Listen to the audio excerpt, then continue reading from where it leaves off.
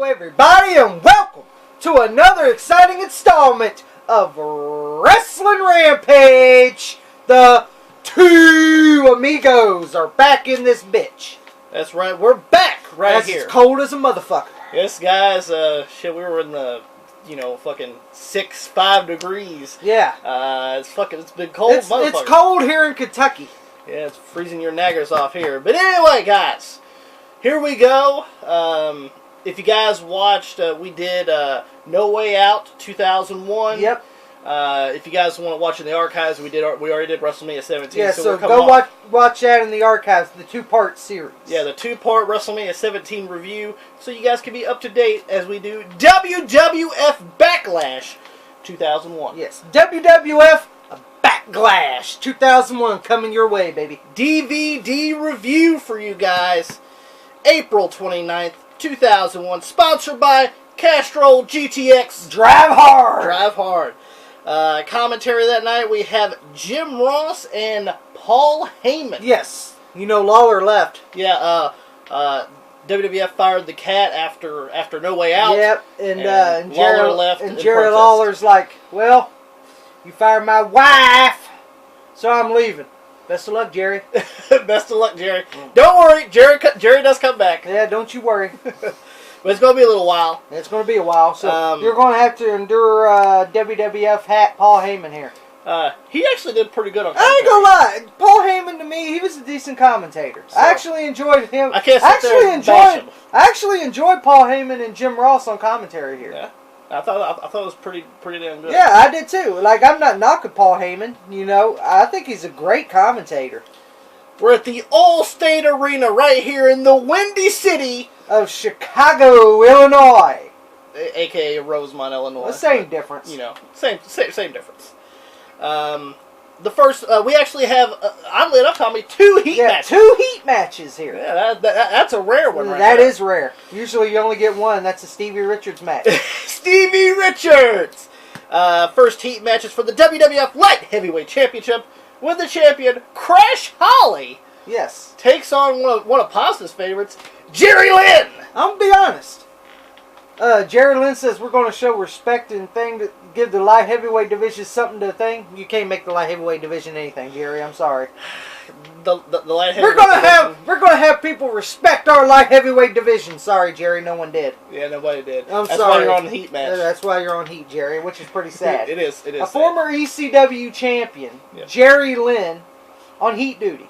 On heat duty. On heat duty. The cleanup duty. Heat fucking duty. But I'll be honest with you, I thought it was a pretty good match. Yeah, I did too. This was a good fucking light heavyweight title match. A little short. But it was on heat, Yeah, it was on Sunday Night Heat. And I'll be honest, I really enjoyed this match. Crash Holly, a great worker. Jerry Lynn, great worker. Two great workers fighting for the light heavyweight championship. I really enjoyed this match. Back and forth match. Yeah, high, fast-paced match. I really enjoyed it. But it ends when, Jerry gets him in a roll-up. Yep, Jerry Lynn rolls up Crash Holly, pulls the tights 3. And, but he took that victory in stride. Yes, he did. And Crash Holly's pissed off, and Jerry Lynn goes, I don't give a fuck if you're pissed off or not. I'm the light heavyweight champion. So the new WWF light heavyweight champion, Jerry Lynn! Jerry Lynn. His only title in the WWF. Yeah, his only title in the WWF. We see Pops behind the camera. Yep, UCLA Bruins here. Next, guys, we have, in the heat match, we have Lita as she takes on Molly Holly. Yes, it was another short match, Lita and Molly Holly, but I enjoyed this women's match between Molly Holly and Lita. I really enjoyed it. They're both great workers. Molly Holly can work. Lita, she can work, WWE Hall of Famer. And Molly Holly soon to be a Hall of Famer. And I really enjoyed it. Thought it was a really good match. But it ends when, Molly gets caught in the Twist of Fate. Twist of Fate. Probably the best Twist of Fate I've ever seen in my life. Better than Matt Hardy. Sorry, Charles. Got to throw it in there. We won now. And big moonsault by Lita on Molly Holly. 1, 2, 3. And Lita picks up the win here on Sunday Night Heat over Molly Holly.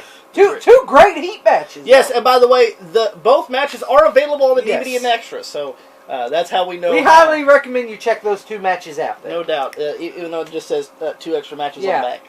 Anyway. And then, can I go ahead and do the opening contest? The opening contest for WWF Backlash 2001 is...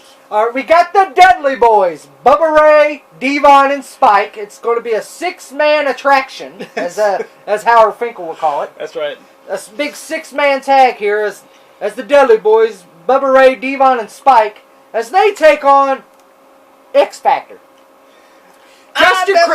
Just Incredible, X-Pac, and Albert. I never seen no getting wild. What you looking at? I know you hate that X-Factor. XFactor. I love the song. What you looking at? I love the song. Group sucks. Pointless faction. Pointless fucking faction. Great song though. I do like Uncle Cracker. Don't get me wrong. But oddly enough, for them to be a tag team. Just Incredible, former ECW champion. Well, to be a faction, I guess. Well, Just Incredible, a former ECW champion, former ECW tag team champion. X-Pac, done everything in the WWF. Great worker. Besides the big one. Albert, A-Train, Velocity. Hip Hop Hippo. Hip Hop Hippo, had a big name in Japan.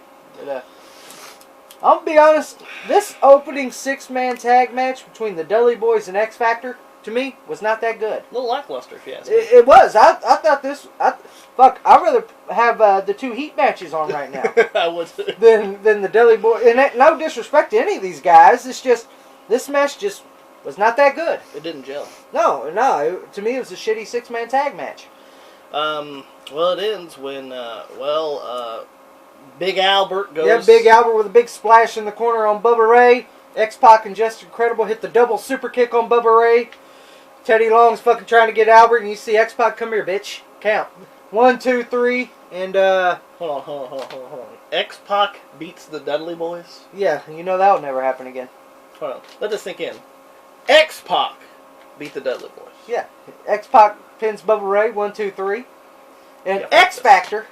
Yeah, fuck this. X-Factor gets the big upset The here. pointless faction, X-Factor, gets the win. Yeah, the pointless faction here, X-Factor, gets the win here over the Dudley Boys. Well, X-Factor tried to attack the Dudleys, but they said fuck it. Yep. And the Dudleys get the 3D on X-Pac. Yep. X-Pac takes the 3D, and the Dudley. The leader of the group. Big X-Pac takes a big 3D through the table. Yeah. And the Dudley Boys, there's our revenge. Even though we lost this fucking lackluster 6-man tag here. Yeah. See you later. Pretty lackluster. Yeah.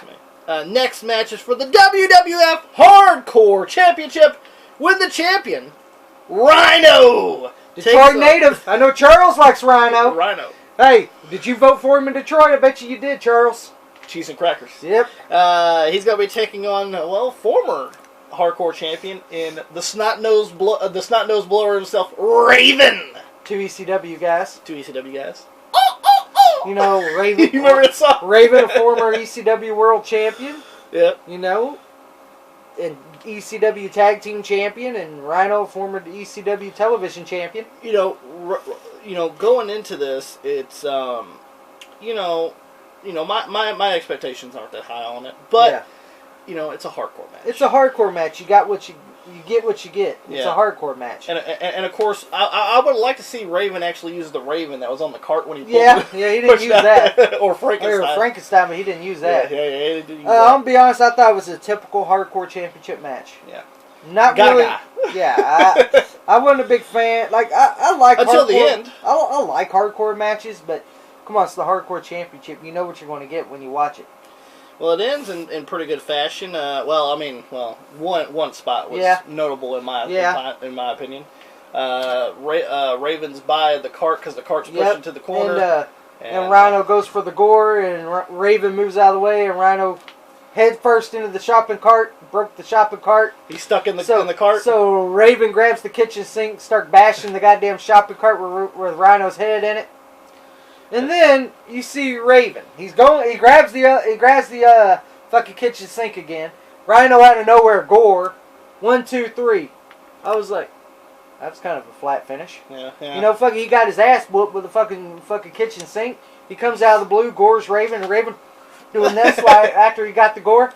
Yes. But Rhino's still the WWF Hardcore Champion. No doubt. So far, Backlash 2001 is going down the hill right now. It is. Well, let's see if this can pick it up. I'm just being honest. On Heat, William Regal was talking about that he's waiting for the Duchess of Queensberry to arrive. The Duchess of Queensberry. You know, William Regal in that Hall Mighty $2.50 suit. You know. And here goes Jonathan Coachman. When's the Duchess coming? When she comes in, sunshine. Yeah, when she comes in. I'm gonna beat that whole rag, Chris Jericho, in front of the Duchess. So if you don't mind, sunshine. Yeah, don't mind, sunshine. Back it off. Back it off. Back it off.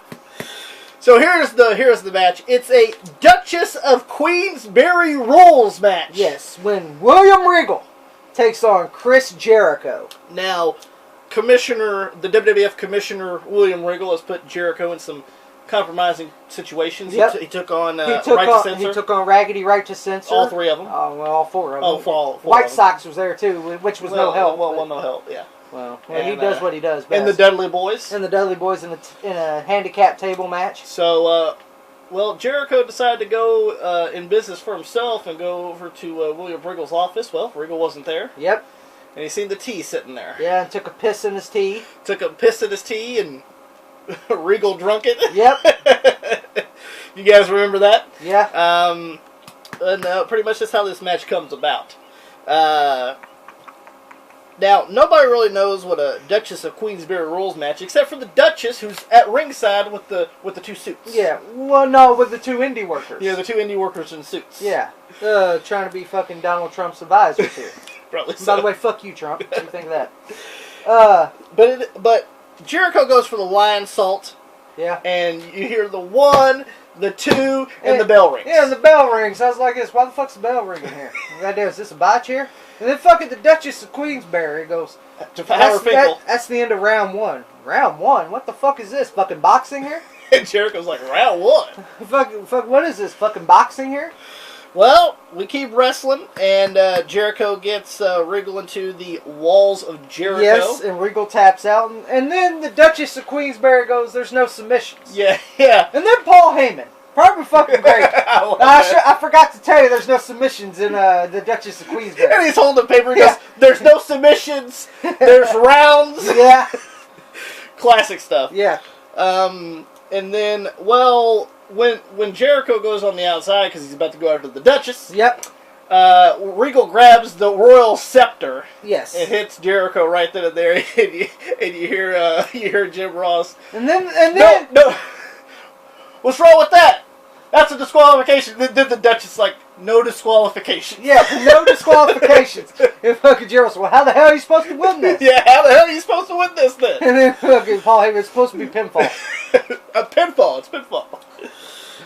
So he hits him with the scepter, and he throws him back in the ring. Jericho ends up doing a baseball slide to Regal. And William Regal's face is in the crotch of the Duchess. In the crevice of the Duchess of Queensberry, Regal's face. Love it. Anything with William Regal is great for me. Guilty pleasure of mine. Yeah, I love William Regal. But Regal ends up being knocked on the outside, and Jericho grabs the Duchess. Yes. Throws her in the ring. Yep. And puts the walls of Jericho. Oh, my favorite, fucking Jericho. Look at them bloomers. Look at them bloomers. Classic stuff. William Regal comes in with a chair, hits Jericho with the chair about 3 times, and then William Regal pins Chris Jericho and counts 3 and Jim Ross, and that's 3. But I guess that's okay. Yeah, but I guess that's okay. And then William Regal carries the Duchess of Queensberry with her hair falling off. Yes. And they go powder after that. And Jericho's on the mat lifeless right now. I thought this was a pretty comical match, and I thought it was okay. I thought this is actually the best thing I saw besides the Heat matches. Yeah, so far, this is the best thing I saw besides the Heat matches. But William Regal wins the first and only Duchess of Queensberry rules match. That's right. Next match, Tommy, you've been waiting for this one. Oh, here we go. It's a 30-minute ultimate submission match between Kurt Angle and Chris Benoit. Yes, this match was great. They talk, builds up about which one is the best technical wrestler. Yes, the best technical wrestler in the WWF. Yeah. Well, we're going to find out in this match. Both of them use their, each other's finishers fucking Angle uses the crossface and Benoit taps out, and fucking Benoit uses the ankle lock and Angle taps out. But eventually it gets to where Angle's up 3-1. Yeah. And Chris Benoit's in deep shit right now. He's in deep shit, and that time is ticking. But eventually he gets Angle, and he gets him to tap out. Yes. And he goes. It's 3-3, and Angle ends up putting the ankle lock on Benoit as the time is going down. 10, 9, 8, all the way to the zip, and Benoit doesn't tap out. Yep. And then the bell rings, so Angle goes, "It's over," and then fucking Howard Finkel goes, "It's sudden death." And Angle goes, "I didn't say to that shit. Sudden death, overtime rules." Yeah, and Angle's like, "I didn't say no fucking sudden death. I won." Yeah, you won. How the fuck you win? It's 3-3. It's 3-3. You didn't win. And Angle's like, "I don't give a fuck. I'm leaving." But, well, he gets back in the ring. Yep. Now, overall, the match was really good. Yeah, I thought this was a really great match. A 30-minute Ultimate Submission match between Chris Benoit and Kurt Angle put on a great fucking match. But it ends when Angle gets a guillotine lock on Benoit, and Benoit reverses out of it into the crossface. And Kurt Angle taps out. So Chris Benoit wins the Ultimate Submission match, 30 minutes. So and Kurt Angle, he tapped out. So Benoit wins 4-3. 4-3 in overtime. Great match. Yes, it was a great match. I highly suggest you guys. Yeah, I highly recommend you watch the 30-minute Ultimate Submission match between Kurt Angle and Chris Benoit.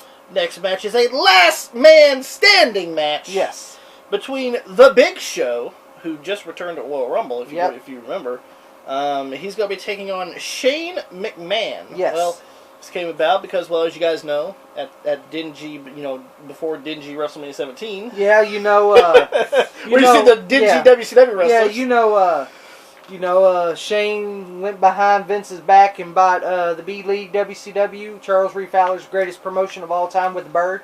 Back in 2001? Yeah, back in 2001 where they were in Panama City. And they couldn't even fill a fucking beach. Couldn't even fill a beach. It's true. Yes. They couldn't even fill a beach, for God's sake. Continue. And fucking Shane goes, "Now I own WCW. Do you own the beach too? Because there's only about 5 people here." I was glad that promotion was dead. Oh yeah. But Shane's been talking to some WWF wrestlers wanting to sign them to WCW, and Big Show was one of them. And Big Show goes, "I'll go back to WCW." Yeah. Go back, less money. Less money. And job every night. Yep. He was jobbing WWF too. Yeah. So I can't really complain. Yeah, can't really complain either. But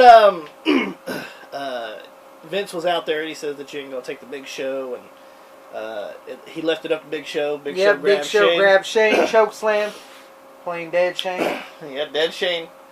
And then Shane wants to talk about story time, Tommy, with Shane and the Beanstalk.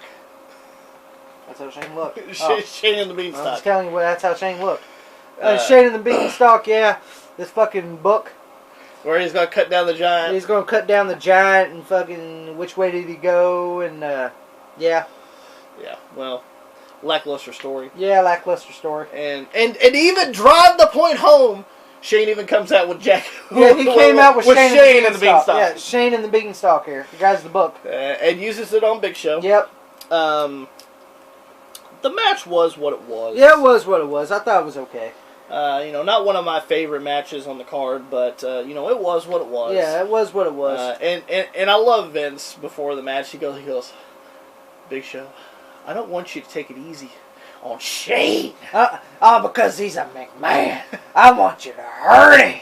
I want you to hurt him because he is a McMahon." So do you want him to hurt you too? Yeah. You're a McMahon too. Well, speaking of that, Shane uses ether in this match. And Big Show goes down. As you guys know, it's a last man standing match. Well, here comes Vinnie Mac. Yeah, here comes Vince. He hits Shane in the back with the chair, then hits him in the head with the chair. Yep. Then Big Show staggers right back up. Ref counts 8. Big Show pulls him up. Every time Big Show does something, he pulls him right back up at 8. Every 5 seconds. It seems like that. Yeah. Yes, it does. But Test ends up coming out. Yeah, because Big Show injured Test. Yeah. You know, attack Test. And says, this is what I'm going to do to Shane. And my favorite, I saw what you did to Test. Pretty impressive. Oh, it seems like you're angry. I'm going to turn that frown upside down. I love it. But Test ends up helping Shane out.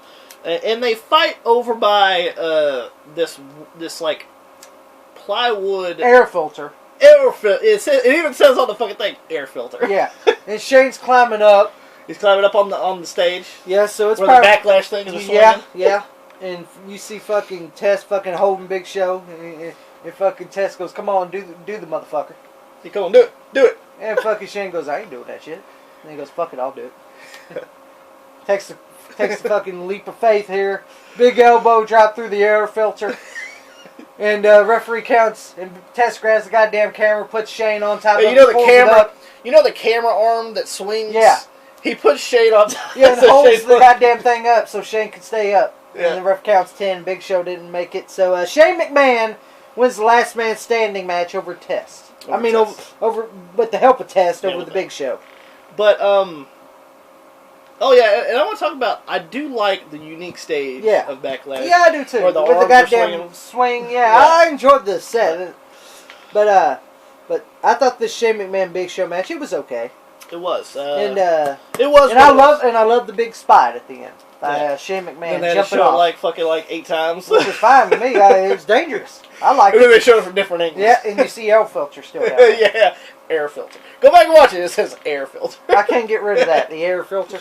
So we already know what's underneath there. Oh, yeah. A big air mattress, probably. Yep. But anyway. And then after that, we got your favorite. What's that? WWF New York with Steve Blackman. Mr. Personality himself! With the dingy goddamn WWF New York food that's overpriced and made out of a fucking can. and fucking Steve goes, "What are you talking about, JR? What was that? What was that thing about Shane? He's tough as hell. I've been in the ring with both of them. I'm doing Blackman.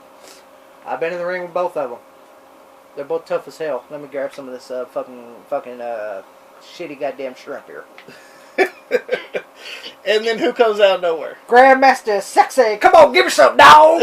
Give me some, dog. And then we hear "Turn It Up." I was like, "Well, they ain't here." They played it in the fucking arena. I'm sitting there like, why the fuck did they play this? Why the fuck did they play this in the arena for? Anyway, shitty WWF New York. Yeah, that didn't last. In Times Square. That didn't last, did it? No, it did not. Next match is for the WWF European Championship. Yes. It's a triple threat match. When Charles Reed Fowler's probably the greatest European champion of all time, Matt Hardy. The wonder! You know, Charles, you loved when Matt Hardy was European champion, didn't you? Paint filling. As he defends the European Championship against Christian and Eddie Guerrero. And no disrespect to any of these guys. But it didn't mesh well. This triple threat match for the European title just did not mesh well. No.